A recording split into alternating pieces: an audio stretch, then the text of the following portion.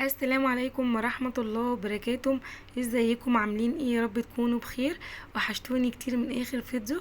قبل ما نبدأ الفيديو كده نصلي على حبيبنا محمد صلى الله عليه وسلم. اللهم صلي وسلم وزد وبارك على سيدنا محمد صلى الله عليه وسلم. فيديو النهارده يا بنات جميل جدا وان شاء الله يعجبكم. النهارده عملت كده اكله اقتصاديه جدا. مش هقول لكم بقى يعني تقضي فرد اتنين تلاتة، اقول لكم يعني عيله تاكل منها وتشبع كمان. كل اللي جبته يا بنات، جبت ب20 جنيه فاصوليا بيضة، وجبت ب10 جنيه طماطم. الطماطم عندنا النهاردة كانت ب20 جنيه، ورز ب24، النص ب12 جنيه، وشعرية ب5، وواحدة مكعب ب8، كده 20 جنيه، كده 20 و30 طماطم وفاصوليا بيضة، كده 50 جنيه. بقى أكل النهاردة يا بنات، غدا النهاردة ب50 جنيه. بس انا عايزه اقول لكم للامانه، الرز دي كان عندي والشعريه كانت عندي.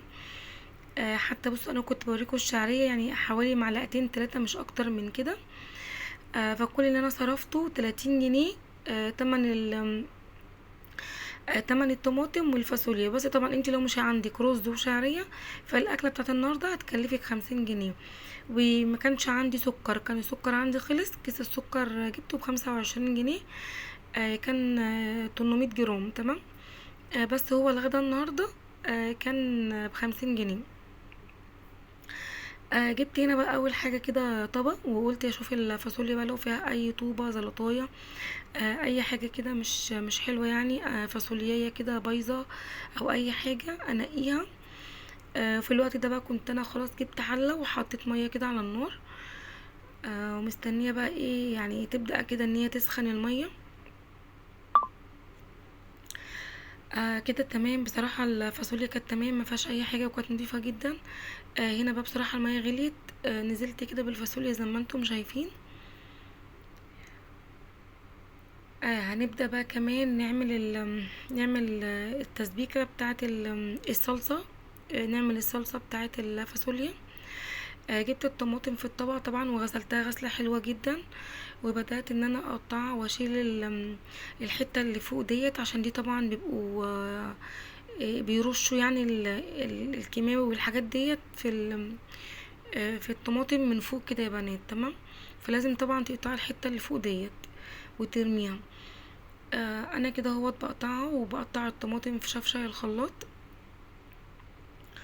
عايزه اقول لكم اكله النهارده انا بقالي كتير جدا ما عملتهاش. بس انا بحبها جدا، وولادي الحمد لله بيحبوها. يعني بصوا اكله جميله يعني جميله ومشبعه واقتصاديه مفيش بعد كده. اللهم بارك. يعني انا اسره من 6 افراد، وعايزه اقول لكم ان هي ما شاء الله يعني الاكله ديت قضت معايا غدا، وكمان والله العظيم يعني فايض عندي كتير رز، وفايض عندي كمان فاصوليا.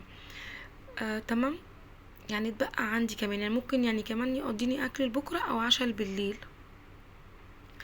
انا خلاص كده ضربت الطماطم في الخلاط، عصرتها في الخلاط. جبت حله كده على النار وبدات كده هوت ان انا اقطع البصل. ده بصل ابيض، انا بحب بصراحه يا بنات جدا البصل الابيض في الطبيخ. بيبقى مسكر كده بصراحه بيديله طعم حلو قوي. تمام. فبصوا بقى يا بنات، انا جالي تعليق كده من بنوته كده، كانت كاتبالي تعليق ان هي بتاخد المصروف، يعني المصروف بتاعها يومي. واكلها بيبقى باليوم، المصروف باليوم وبتجيب الاكل باليوم. فطبعا يعني ايه، ربنا يا رب يرزقك الخير كله يا رب، ويوسع عليكي وعلينا يا رب، اللهم امين. ويوسع عليكم جميعا يا رب. فده يعتبر برضو فيديو ليكي. انا هوت عملت اكله وانا واحنا 6 افراد. انا عملت الاكل ب50 جنيه. معاكي بقى 50 جنيه تانية هتتبقى من ال100 جنيه.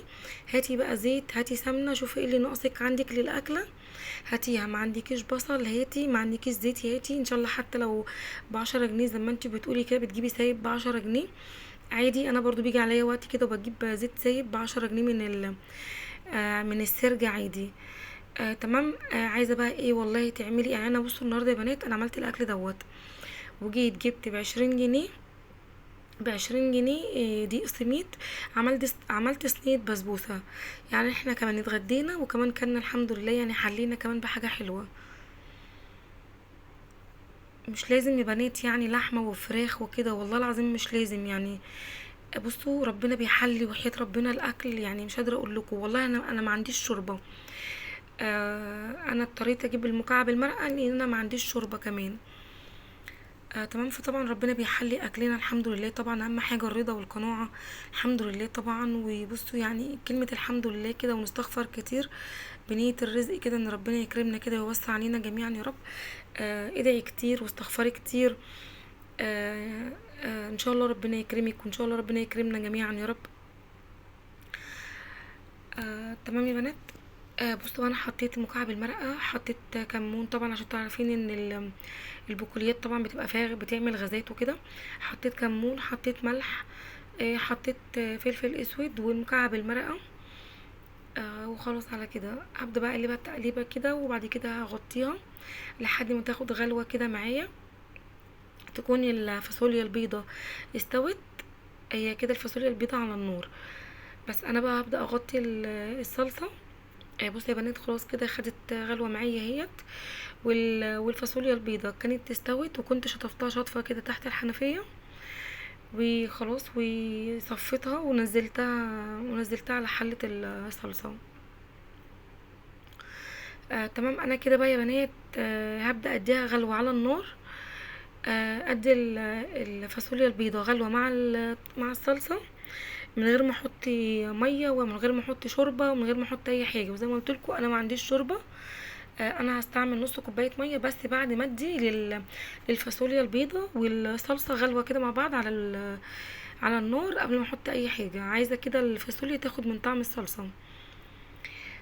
تمام. انا كده نقلت الحله بتاعت الفاصوليا ورا، وجبت الحله هنا ديت حله الرز. انا نزلت بمعلقتين زيت، وهنزل برضو بحوالي معلقتين من السمنه.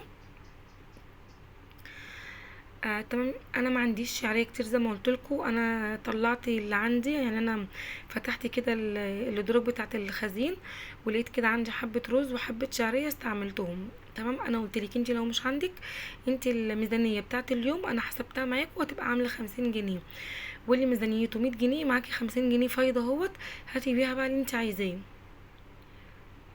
هاتي بقى خزين في البيت، هاتي اي حاجه انت عايزاها، كيسين فاكهه، حلويات، سكر، زيت، سمنه، بصل، بطاطس، اي حاجه اي حاجه اي حاجه. خلاص كده بدأت الشعرية تاخد لون معايا.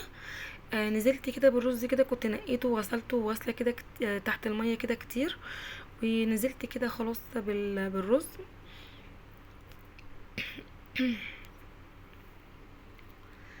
كان في حبة كده في الطبق ونزلتهم.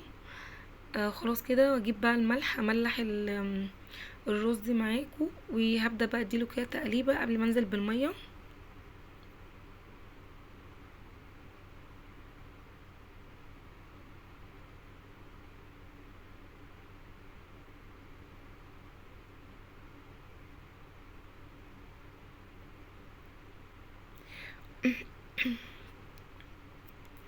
ربنا يحسن ما بين ايدينا جميعا يا بنات. يعني بصوا والله العظيم كلمة الحمد لله يعني بصوا والله العظيم الحمد لله طبعا على كل شيء. يعني احنا بنحمد ربنا على اي شيء، فربنا هيزيدنا يعني يعني لو حمدتوني لازيدنكم، فان شاء الله يعني كلمة الحمد لله حلوة جدا يا بنات. وان احنا نصلي كده يعني نصلي وندعي كتير ونذكر ربنا كتير، ونستغفر كتير. وطبعا كلمة بسم الله بتحلي اي حاجة والله يا بنات. بسم الله بسم الله طبعا بتحلي اي اكلة.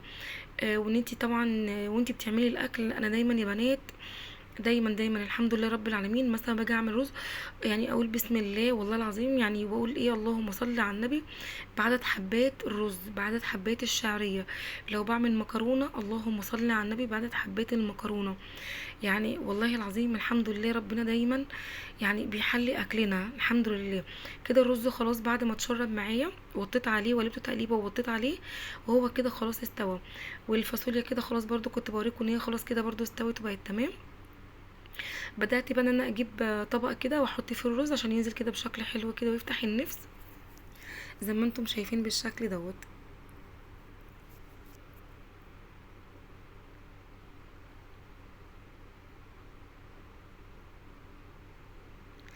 الحمد لله يا بنات، والله العظيم يعني الحمد لله، نعمة ورضا يعني من عند ربنا. الحمد لله والله، الحمد لله الحمد لله. دايما بقول الحمد لله ان احنا عندنا يعني خير، بناكل وبنشرب الحمد لله، يعني على كل حاجة ربنا مديها لنا، الحمد لله على نعمه علينا.